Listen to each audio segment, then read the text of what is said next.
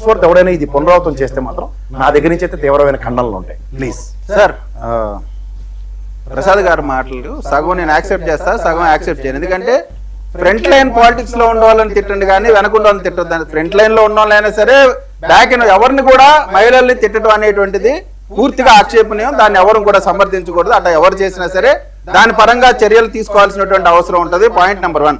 రెండోది, మా మీద బురద పోసేశారు.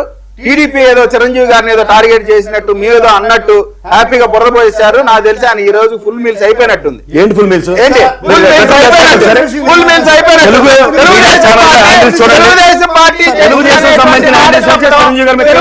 పార్టీ మీద బురద పోసి ఒక పక్కనేమో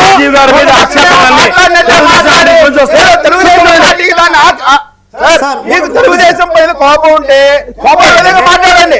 అంతేగాని తెలుగుదేశం పార్టీకి చిరంజీవి గారిని ఏదో అన్నారనేటువంటి తప్పుడు కథనాలను మీరు చెప్పడం వైసీపీ అంబటి రాంబాబు దగ్గర నుంచి ఈ రోజు వరకు కూడా కాపు కమ్యూనిటీకి తెలుగుదేశం పార్టీకి మధ్య కమ్యూనిటీ వేరియేషన్స్ తీసుకోవాలనే ప్రయత్నం చేస్తుంది. దాంట్లో భాగంగా బ్రిక్ బై బ్రిక్ మీరు బిల్డ్ చేస్తా ఉన్నారు.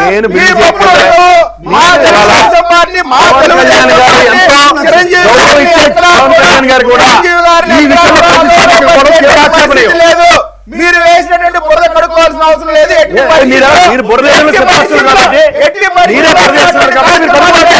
బురదలు వేసేటువంటి మీరు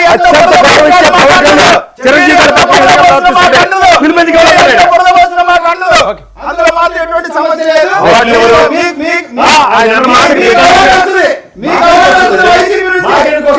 చిరంజీవి గారికి మధ్య పెట్టినటువంటి మాట వల్ల మీకు ఏదో అవార్డు వచ్చే ఉన్నాయి.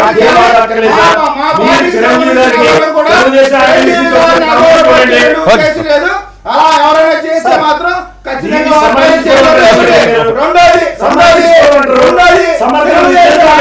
తెలుగుదేశం పేర్లతో అనేకమైన కుతంత్రాలు చేస్తా ఉన్నారు.